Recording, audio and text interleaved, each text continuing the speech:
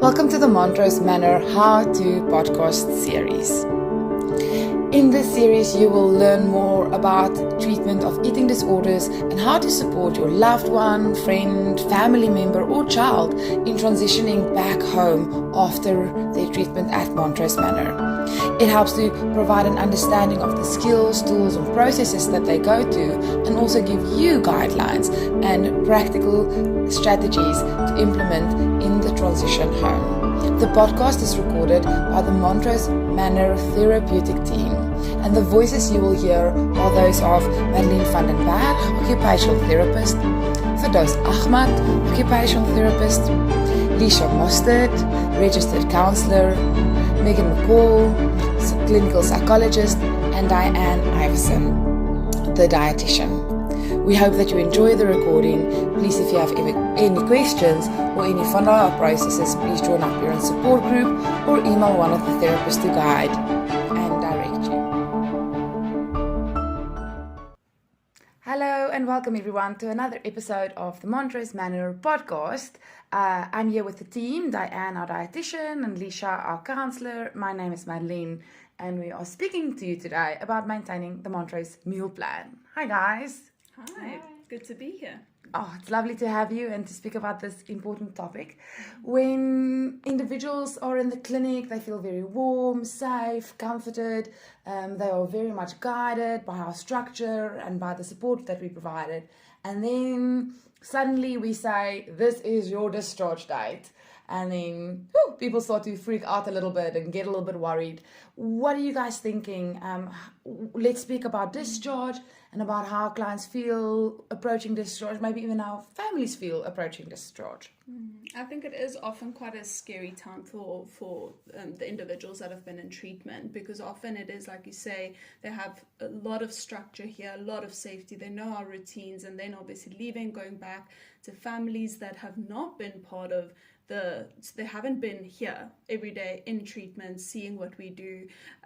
So obviously I think it is often quite an intimidating step to take. And that's where, the discharge pack comes in. We give clients a pack to work through. It's really thorough. And we give them time to work through that. And that entails sort of relapse prevention, getting to know themselves, and a lot of sort of practical tips and tools that they need to use when leaving Montrose. And that's also where the meal plan comes in. And Diane, you can speak more about that. And then just sort of general structure to sort of try and bridge that gap a little bit. So part of that is having a bit of a plan for the first week once you leave Montrose, and then just looking at a lot of other practical things like the meal plan. So I always try and do a dietetics discharge session, especially with the adolescent clients. I find that is quite helpful, just so that everyone's on the same page, everyone knows what to do, especially in the first couple of weeks post-discharge. With the adults that are here in treatment, we don't always do a family discharge session, but they have a good idea of what they need to do. So everyone goes home with a 7-day meal plan that they've created themselves. I obviously approve it, make the changes that are necessary, so they have a good they don't need to worry about it the first week when they go home. They know exactly what they need to do in terms of the food plan. It's really quite helpful to think about this process. So then a client has a discharge pack that they can work through, and then there's specific discharge sessions in thinking about leaving the clinic. Can we speak a little bit more about that process and why that is so important for us to go through with clients?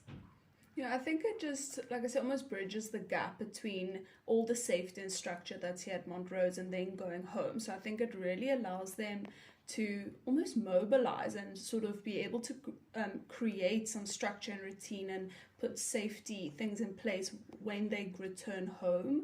And I also think it helps family members sort of also having a bit of an expectation and plan. I think that just helps settle everyone.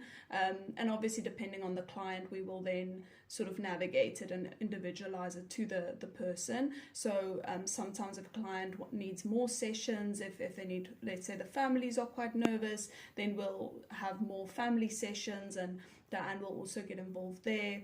And there we also speak about sort of the ground rules, what we allow, what we don't allow, to almost set expectations, I think, for both the loved one leaving treatment and for family, so that everyone can be on the same page. And I think it helps, especially with the eating disorders, to set those ground rules and to know there's certain things that we have all almost contracted and that we know we're not going to tolerate, where we need to keep each other accountable, keep each other safe.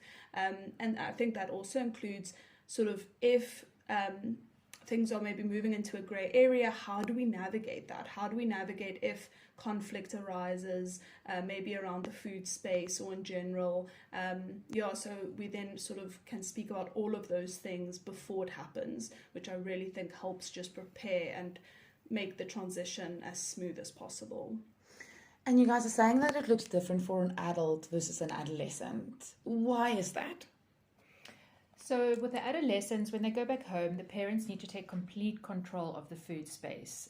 We can't have an adolescent coming home and going back into the kitchen and preparing their meals, especially not in the beginning. So the parents or the family members need to take over completely.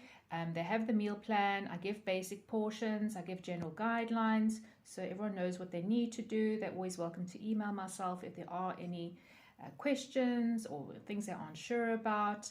But for the first couple of weeks, the parents need to take complete charge of the food space and then check in with their outpatient dietitian and see, okay, can I allow them to start choosing their breakfast cereal or snacks, etc.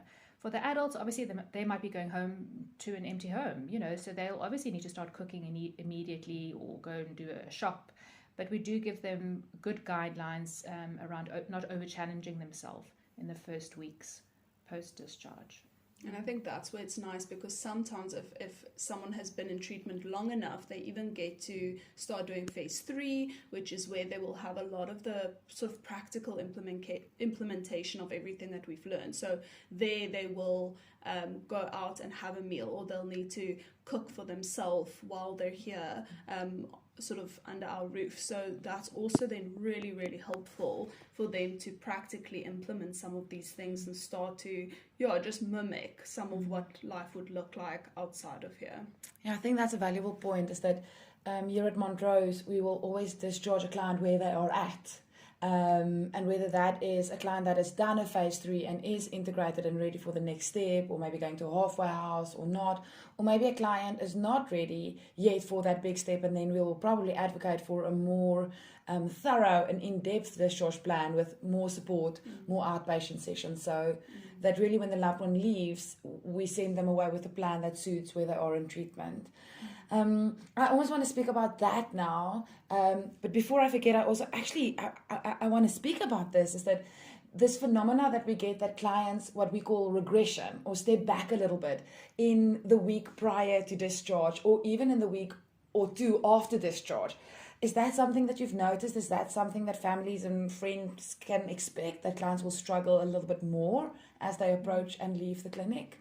Yeah, 100%. I mean, I think that as they are nearing discharge, there is such a sort of the fear of the unknown, and there's so much sometimes uncertainty that comes up, and it's obviously also just a massive transition. And often the people that we work with, they do struggle with these sort of big changes in their life, and obviously the coping skill that they used to use is controlling the food, and so now we're teaching them how to handle this in a healthier way. But it's a scary time, and I think then it does help to just have all these things in place and to speak them through it, because often they do also doubt themselves, and they have this expectation that I shouldn't struggle, and it should be easy.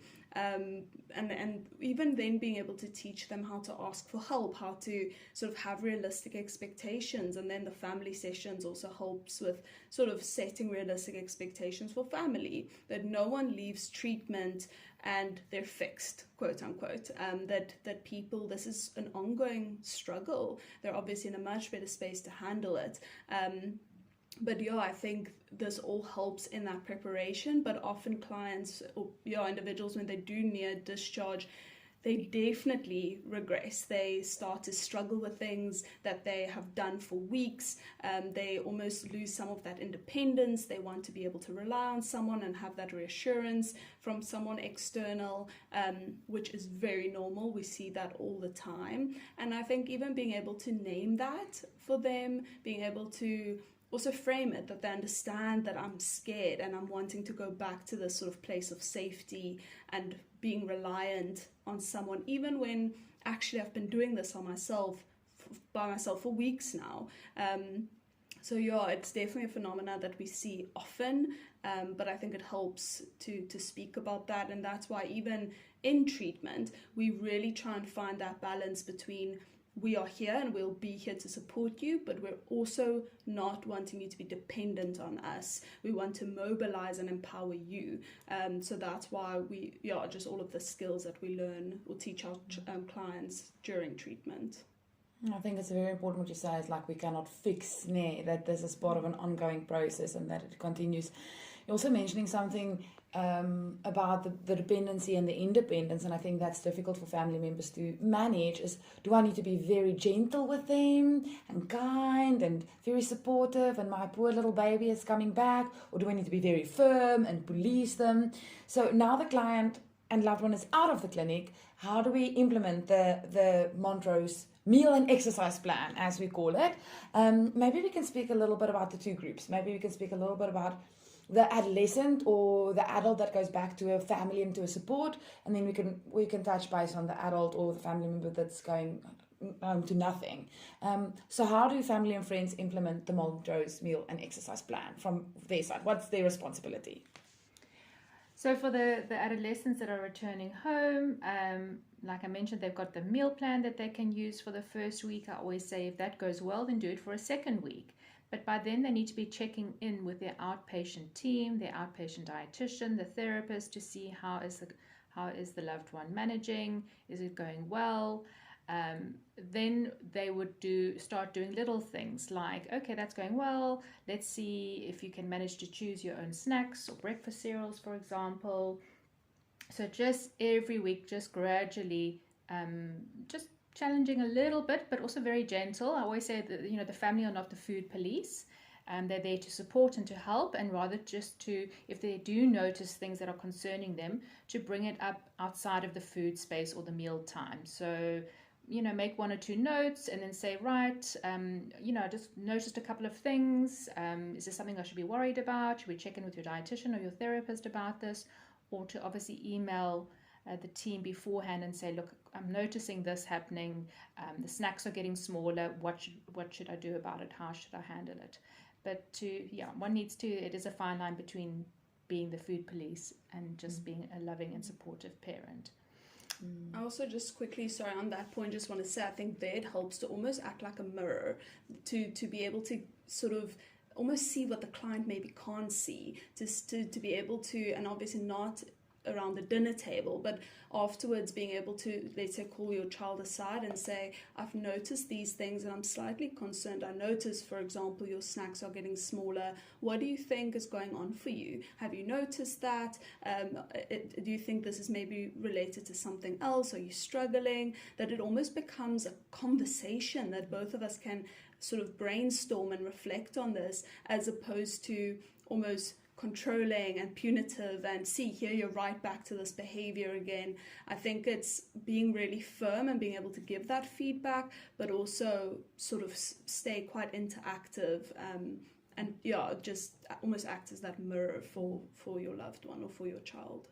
An eating disorder thrives on power and power struggles. And where there is power struggles and where there is heightened emotions, the eating disorder will probably become louder. Mm-hmm. So I think that's important, that these things should remain conversations. There is that beautiful activity that we will also do with clients that speaks of what is your green zone behavior, what is your orange zone behavior, what is your red zone behavior. And that a loved one can share that with family members and friends and say, when I'm doing green zone behavior, I'm in good recovery, I'm good, you don't have to stress about me, check up on that. If I'm in orange zone behavior, I'm starting to slip up, and exactly what you're saying, Lisha, then let's have conversations, let's mirror that to them, let's say, hey, what's going on, I'm worried, can you speak to this about your therapist or your dietitian? And then obviously the red zone behavior, when a client is relapsing, that a family member can actually go, now I'm taking you to your therapist, or we're taking action. I think there's also a lot of practical stuff that the loved ones will know, or the individual suffering with the eating disorder will know, is, for example, to just ask for, can you help me plate my meals? Can you help me snack chart? Can you sit and distract me? Can we have a daily check-in? And I think it's also then important when we check in with family members that it's not just, oh, you're doing this wrong and you're relapsing, but rather, how can we improve it? How can we fix it? And I almost maybe just want to specify what we mean with plated or snack charting, because maybe we can just sort of elaborate on that a little bit. I also just wanted to say, for the adults that are going home, perhaps to a flat or back into to go and live with their partner, they need to call themselves out. They need to feel confident enough to say, you know what, I didn't eat my evening snack yesterday. I'm just letting you know I'm working on it. So calling yourself out is also quite important.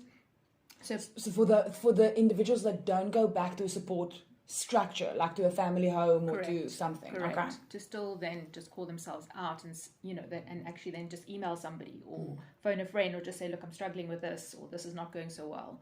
I always say a problem shared is a problem halved.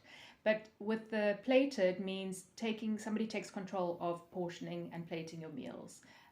So just taking that worry about, what am I going to have and how much I'm going to have. Just say, Mom, I'm struggling, please can you plate my meals? So that would mean Mom would decide on what the meal's going to be, and then obviously portioning as well. And then no discussion. It is what it is. Snack charting works quite well. If you notice the snacks are not as varied as what they should be, they're going safe, then I always suggest snack charting for 3 days. Write down your snacks for the 3 days and stick to it. And obviously just to let somebody check it beforehand, your outpatient dietitian is usually the best person to have a look at it. And I'm assuming those that are living on their own or living in shared accommodation with others can really then reach out to a friend or a family member and say, can you video call with me, or can you help me, or can you keep me accountable in some sort of way. Yeah. The other thing that I think that we need to mention here today, and should not be underestimated, and we find that clients relapse on this a lot, is on their exercise plans. And that families think that, the client is doing well, they're managing, they're eating their meals, they're not, so it is okay to go back to gym, or it is okay to go back to running. And I think that we shouldn't underestimate the exercise plan, and that an exercise plan is given with a very specific reason to help an individual manage certain urges around the type of exercise form. So it's not necessarily that we say, no, you cannot ballet anymore. We say that when you ballet, it opens up all of this baggage, for lack of a better word, and therefore you cannot go into this. How important is it to stick to the exercise plan? Yeah, I think it's massive. And we really follow almost a philosophy of wanting to make it fun. We don't want someone to return to the gym where they are on their own, doing whatever for hours on end. We want them to, if they're exercising, to be interactive. It must be fun. Make it an activity with loved ones, so that it is less focused on, I'm exercising, I'm burning calories or whatever it is. So that's very important. And then also with sort of following the advice from the dietitian, when can the loved one exercise, how often, and again, just making it interactive and engaging and fun when they do, so that it's not back into that sort of old pattern. I also usually suggest whatever you were doing in your eating disorder, let's say you were running excessively or you were doing ballet 4 times a week, you cannot do that for your first year in recovery. It's just not safe, because often if you just start going back to that kind of exercise, the ED is going to run with it. So that's usually the best guideline. Nothing in the first year of recovery that you were doing in your eating disorder or perhaps led you to your eating disorder. Yes, that's a very good input.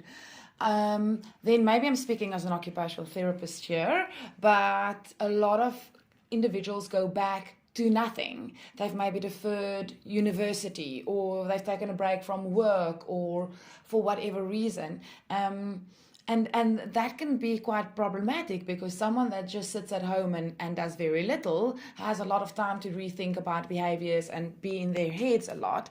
What are we thinking about suggesting going back? Some clients or individuals cannot go back to perhaps exams immediately. Can they just sit at home? What are we suggesting around those things? And again, that's where the structure helps, because we want them. I always again go for sort of balance and moderation. I think someone returning home and they're busy and jam-packed schedule and overwhelmed, that is obviously not what we're striving for. But also having all of this free time, that also doesn't give a sense of structure. So we just want to find that balance, and whether it is sometimes late on in a client's process at Montrose, we will let them go and volunteer somewhere, or they can do coursework online, or things like that where they are there's something that they're doing with their time and adding meaning and also giving back. I think that's massive, just for a sense of sort of fulfillment. So we really encourage the loved ones to go back to that and to develop a schedule that really keeps them safe, gives structure, and keeps them also fulfilled. So that will look different depending on the person, but definitely and even starting different hobbies or trying different things, but filling their time constructively while also not overwhelming themselves. Just finding that balance is very, very important. And as we said, this is all in a very comprehensive discharge pack. It's really recommended that the individual discusses this pack with the family, that the pack is available for everyone to look at.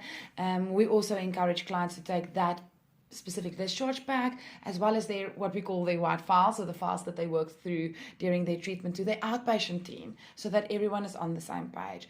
The Montrose Manor team will also hand this over to the outpatient team, so that everyone knows what is to be expected, and that the individual can just have a smooth ride, a smooth transition from the one space to the other.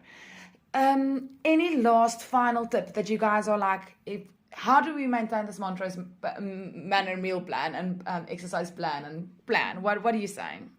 The only other thing that came to mind for me was, I do think it's quite valuable if your outpatient team, if there's contact with each other.